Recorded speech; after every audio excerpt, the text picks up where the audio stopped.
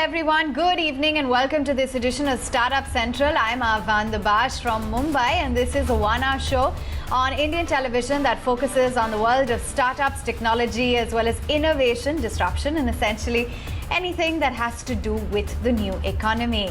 So if you've got any unique ideas, if you want to share feedback, comments, please do pitch to us. The email ID is suc@etnow.tv. Well, we've got lots lined up today on the show, and it's all eyes on IPL, or MPL rather. With IPL over, the Mumbai Indians clearly had another great win in their kitty this time around. And today we've got one company who really made the most out of the IPL season. Of Mobile Premier League, we've got Dibyojyoti Mainak, who's the VP of the company, to talk about how they're seeing traction during IPL as well as their foray into Indian cricket. Thank you so much for taking time out and being with us. To begin with, let's just talk about what it's been like for you through this very hectic cricket season of IPL. Not one, but two IPL teams is what MPL has sponsored. Can you tell us what kind of traction you got through this and how much more we can expect?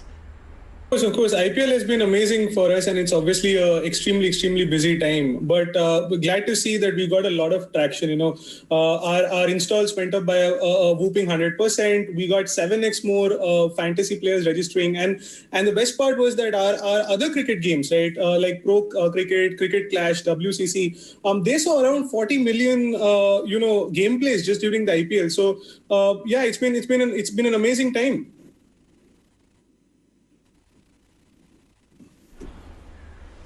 Oh, for sure it has, and you're in a sector that's very hot as well right now, and that's booming quite smartly. You also had none other than Virat Kohli as a sponsor. So I just want to understand what that was like for MPL. It must have been a great coup, and is this an indication of the fact that the company is going to solely rely on cricket as a sport?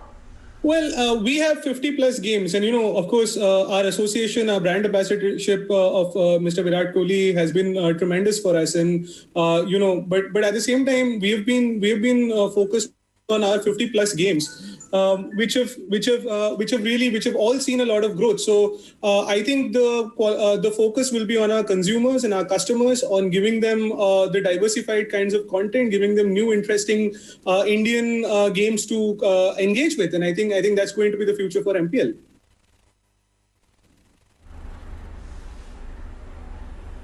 Okay, so solid traction definitely is what you've achieved during this point in time, and I understand that the daily installs as well boomed more than 100% compared to the pre-IPL times. Just give us some flavor on the kind of numbers that you've seen during this time, what the past couple of months have been like for MPL, and what this signals for the months going forward. Do you think that this was just a short-lived sort of a move in terms of your overall installs, or do you think that this traction is here to stay? Well, the great thing about being a platform that allows you to play over 50 different kinds of games is that you see traction throughout the year. We are not a seasonal product. Of course, during the IPL, we will see a little more traction on our cricket games. As you know, people in India love playing selector, love playing fantasy, but they also actually like to play cricket as well. So that's what I was saying in terms of numbers, like 40 million games played in Pro Cricket, Cricket Clash and WCC, which is just tremendous. And I think that the traction will continue to stay. It has continued to stay even in the pre-IPL months, even in the last year, and so on and so forth. So I think we had hit around 5 billion gameplays in the first year of MPL's existence. So I have no doubt that this is here to stay.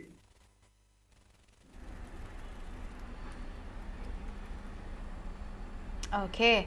I also want to get in a view then as to what kind of engagements you do and what exactly is the game plan going forward for the second half of the year? Well, we as you know, signed some pretty big, names and sponsored some great teams. Like, so we had a sponsorship of KKR, of RCB. We then went ahead and sponsored the Big Boss. It's called the MPL Big Boss this year, right? So, and we think that we are going to go deeper into all these segments. I think we'll continue to try making sure that the customer remains at the center of the business. They keep getting great games and content to engage with, and to make sure that our developers, which is the other part of our ecosystem, continue to reap the benefits of us acquiring so many customers for them.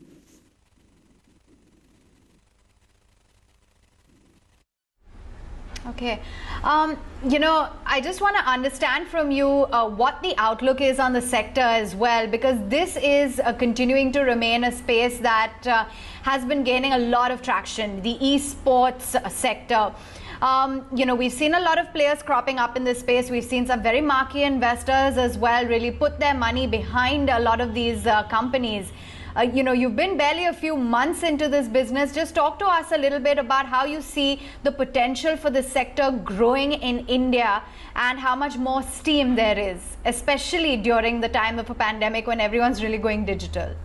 Well,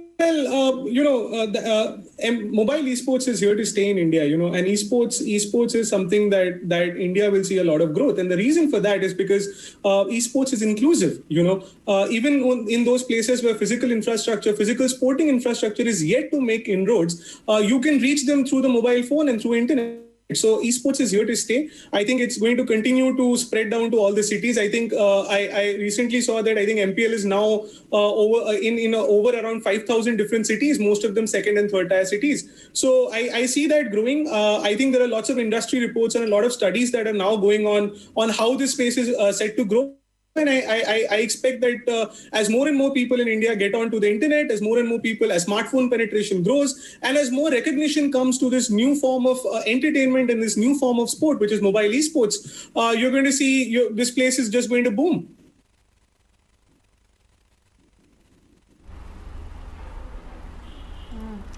Oh, yes, indeed. And, you've had first cricket, the likes of Big Boss. Now, are you looking at clearly expanding this market, perhaps from the youth to an even bigger audience?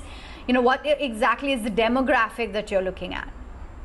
Right. So I think again, the central part of MPL has always been to cater to as many people as possible and give them as much personalized choices as possible. That's why we have so many games, and I stress on that because we have seen a lot of diversity across our demographics. To give you an example, we managed to do a chess tournament with the Karnataka government during the unfortunate lockdown to raise funds for the CM's COVID relief fund, and we saw a lot of people who were above 50, above 60, competing in these chess tournaments, wanting to be a part, because the games that we have, chess, pool, carom, archery, these are household favorites, and people of every age play it, right? So I think we have a pretty diversified demographic, and that's pretty unique to us as MPL.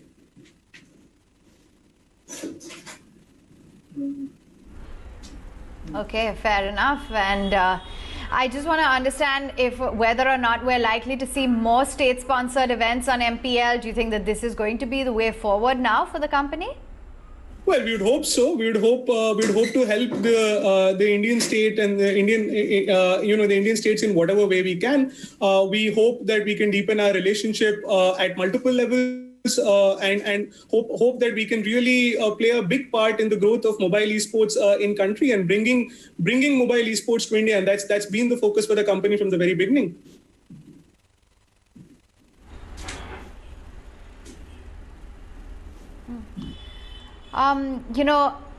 Are there any overseas plans now for the company post IPL? Can you just walk us through what exactly this is, what kind of a time frame you have in mind, whether or not there are any specific markets that you're eyeing?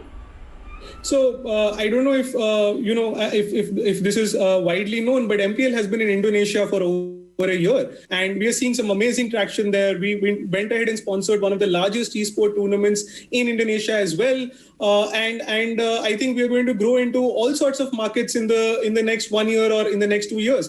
The aim of MPL is to get to a place where we can genuinely host a Olympics of esports on the platform, right? Where you could have people from multiple countries competing against each other in multiple games which are hopefully made in India, right? So and I think that's going to be the outlook for the next couple of years at least.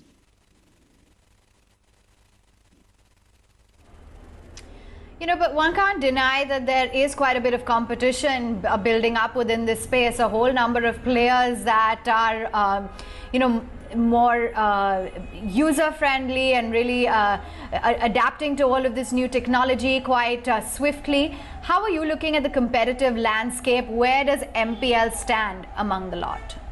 I think internet penetration, smartphone penetration in India is still not at 100%. And esports is still mobile esports particularly still not at par, recognized at par with physical sports in some places, right? So I think that more people entering this space, more players entering this space is only going to help the space. And I actually don't think that there is any issue with that. I think it's great that more and more people are seeing value in this space and are entering this space. That validates our business more than anything else.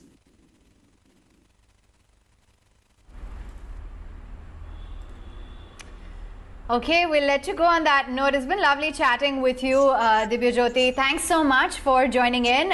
Great traction that you have clearly seen with respect to IPL, Virat Kohli, your international plans, and the road ahead seems to look very promising.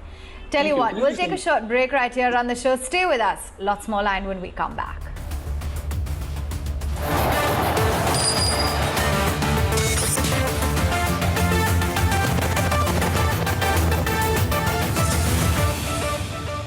Let's get a move on, and we've got you some big voices on the Startup Central show this Samvat. So let's listen in to some of the key voices and how they've managed to pivot to their businesses, deal with the pandemic, and turn every adversity into an opportunity.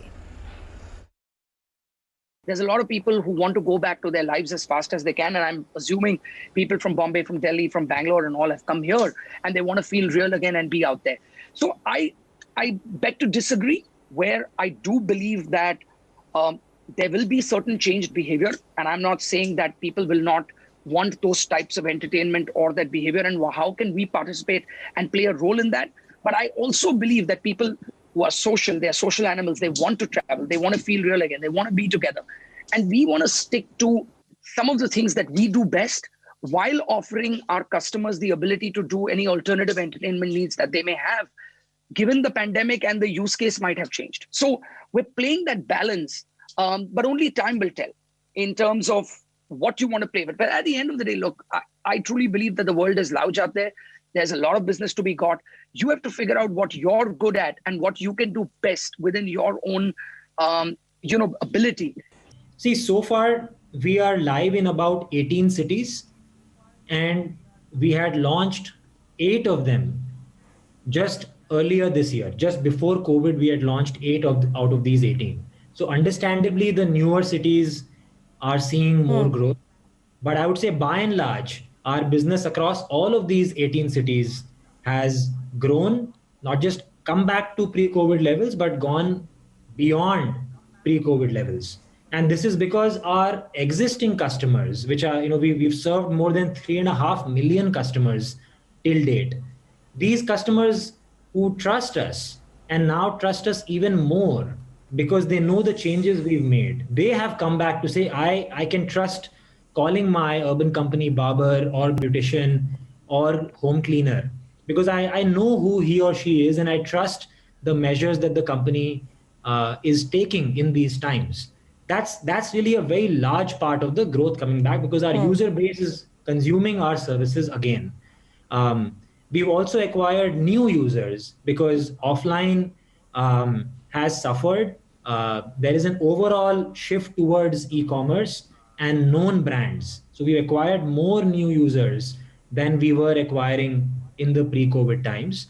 There is no playbook for successes. It's not a copy paste model. You need to write your own rule book. You need to set your own benchmarks. You need to continuously positively disrupt yourself, not be afraid of, what's happening and what steps you're going to take and take big, bold steps. So I think our initial value system has never really changed, but the ways we have adapted and adopted to achieve it, we've been very, very flexible on that. Just to give you an example, prior to 2015, we were 100% offline, we were 100% services. But post 2015, when we launched our app, we are 100% online, we are 100% product today. And the advantage of doing that is that we have 64 million students learning with us across the country. So I think it's all of these help, and eventually it's not about creating a $1 billion company. Like, a lot of people say, oh, you're the world's largest tech company and all of that. But the real satisfaction comes from the fact that you're able to fuel 1 billion dreams, and you're able to create an impact and change the way people think and learn. In Unacademy, we did a whole host of activities and initiatives addressing the challenges which all of us are confronted with, based on the COVID and pandemic scenarios. Physical distancing is some of the new normal right now. So we have run an array of programs, whether it is towards employee engagement, whether it is extending COVID relief solutions to affected employees or their families, or also having a 24/7 mental wellness and well-being programs, again extended to their employees and their families. And last but not the least, I think this is a time because all of us have so much of time at hand, because I think commute and all of those have also saved on a lot of time. Learning is something I think every organization should really invest on from a holistic talent development standpoint.